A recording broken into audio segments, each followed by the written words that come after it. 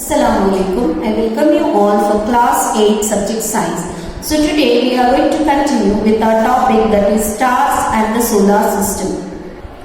As we learned about the revolution of the moon, now the moon surface, how it looks. As you can see here in the picture, the moon is a fascinating object for poets and storytellers. Yes or no? They will create so many stories on the moon. But when astronauts landed on the moon, what they saw, you can see here, okay?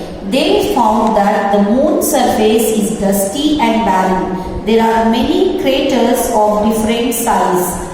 It also has a large number of steep and high mountains. Some of these are as high as the highest mountains on the earth. The moon has no atmosphere. It has no water. So can the life exist? No. The moon does not have any atmosphere and water means can we stay? No. The life cannot exist on the moon. Now who is the first person who landed the moon?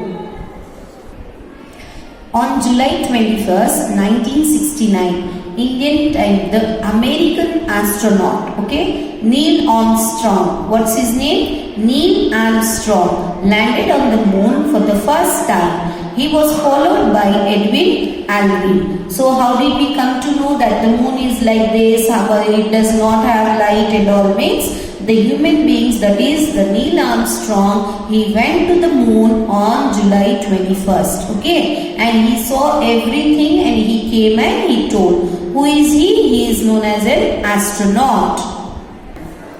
The next thing we can see are the stars, right? There is a large number of stars in the sky. Observe carefully on a dark night and from a place away from a big city, okay, away from a big city. Are all the stars equally bright? No, they are not. Are they of the same color? No. In fact, stars emit light of their own, means they are luminous. They will give the light of their own. What about the sun now? Yes, sun is also a star. Okay, the sun is also a star. Why does it appear so large now? Which appears bigger a football place near you, okay, means it looks big. The sun looks big, but the stars are small. Now for that we will do one small. Now for example, take a football and which is near to you, you can see the size, exact size. Afterwards take the same football, keep a distance of 100 meters, okay. Just place that same football and keep it from 100 meters distance. What can you observe? The ball will look same for you? No. It looks what? Small or big? It looks small. As the distance is more, the objects will look smaller, right? For our eyes. That's why the sun is near to us, so it looks big. But the other stars are very far from us. Okay, the stars are millions of times farther away than the sun. Therefore, the star appears to like points. To us like only small point like that, only twinkling points we can see in the sun.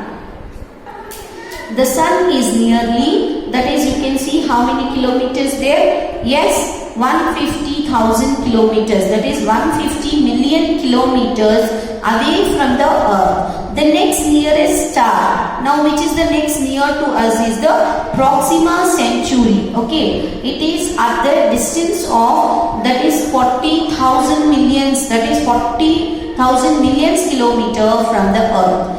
Can you read this distance in kilometers conveniently? You can see the figure there. Are you able to read this number properly? So much different distance is there. Therefore, it is look very small.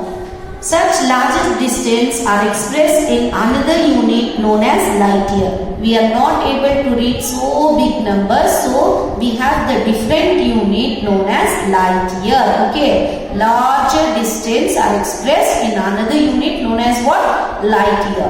It is the distance traveled by light in 1 year. What is light year? Light year is the distance traveled by light in 1 year. Okay. Based on that we have taken. Remember that the speed of light is about 300,000 km per second. Thus, the distance of the sun from the earth may be said to be about 8 light minutes. Okay. The distance of the Alpha Centauri is about 4.3 light years. So this will become only 1 light year. So how much the distance will be there now? It will be 4.3 light year. The other star, the next star to the sun will be 4.3 light year. What is the name of it? The name is Proxima Centauri. And the next we can see is Alpha Centauri. What are these? These are the stars after the sun which we are able to see. If light from stars take years to reach us, now how can it be? Now how can we say that? As I am saying you, it takes so much time to reach us. But every day we are getting the light, right? Every day. In fact, the stars are present in the sky during the daytime also. Okay, so now the distance is so much and it travels and it comes and we can see continuously. The other thing what is there means, now during the night, that is the stars are present in sky during the daytime also. Okay, but we are not able to see. They are not visible because of the bright sunlight. Why it is not visible? Because of the bright sunlight. Okay. Even the daytime also we can see. But because of the bright sunlight we are not able to. When the sunlight is dim or it is like rainy or the cloudy sky, we can observe that also during the day also. Okay. Observe some prominent stars or a group of stars in the sky for about 2 hours or more. Okay, what you should do? You have to stand and stare the stars for about 2 hours or more. What you can find? Can you find any change or any position of the stars? You will find that the stars appears to move from east to west. Okay. As the moon moves, even the stars will appear to be in the movement. Okay. A star which rises in the east in the evening, sets in the west in the early morning. Okay. Even the revolution of stars will be going on. Even they move, it will not stick the star also in one place. As the earth rotates from west to east on its axis, so the sun appears to rise in the east and sets in the west. Okay, as it can rises from here and can this power within 1 day we can see. Okay, so the sun only just observe the shadow of yours. Okay, for this how we come to know means observe your shadow. When you are walking early in the morning, you can see your shadow is somewhere. So same way you stand and again you observe in the afternoon. Where is your shadow? And again at 3 o'clock you can observe and again 4 o'clock. And you can observe that the shadow changes from east to west. Same way we can say that the sun rises in the east and sets in the west. If the stars appears to move from east to west, could it mean that the earth rotates from west to east?